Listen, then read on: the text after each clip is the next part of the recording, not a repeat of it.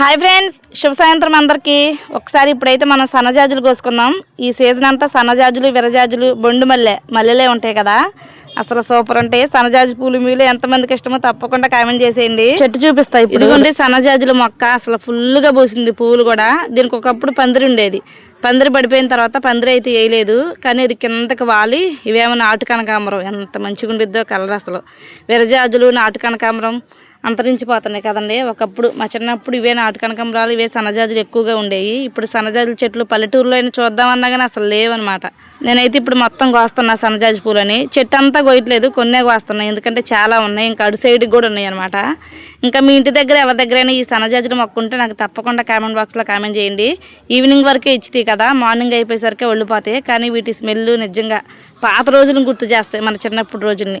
అంత మంచి స్మెల్ వచ్చింది. చూడగానే నాకు చాలా హ్యాపీ అనిపించింది. ఇక్కడ చూడండి ఫ్రెండ్స్, పూలన్నీ ఇచ్చిపోయినాయి, గుత్తులు సన్నజాజులు. ఇదంతా సన్నజాజి చెట్టే, పెద్దదనమాట. ఇటు చూడండి, తిక్కు ఆరెంజ్ గులాబీ గుత్తులే, మరి అసలు మామూలుగా ఉండదు. చూడండి మొత్తం సన్నజాజులు అయితే కోసేసుకున్నా. ఈవినింగ్ వరకు ఇచ్చితాయి కదా, సూపర్ ఉంటాయి. ఇంకా కొయ్యాలంటే చాలా ఉన్నాయి చెట్టుకి. నేనైతే మొత్తం కొయ్యలేదు ఫ్రెండ్స్, ఇది చాలు నాకు. మంచి స్మెల్ వస్తున్నాయి. మీలో ఎంతమందికి సన్నజాజులు అంటే ఇష్టం నాకు తప్పకుండా కామెంట్ బాక్స్లో కామెంట్ చేసేయండి. వీడియో కనుక నచ్చితే లైక్ చేయండి. అంజలి పల్లెటూరు వ్లాగ్స్ ఛానల్ని సబ్స్క్రైబ్ చేసుకోండి.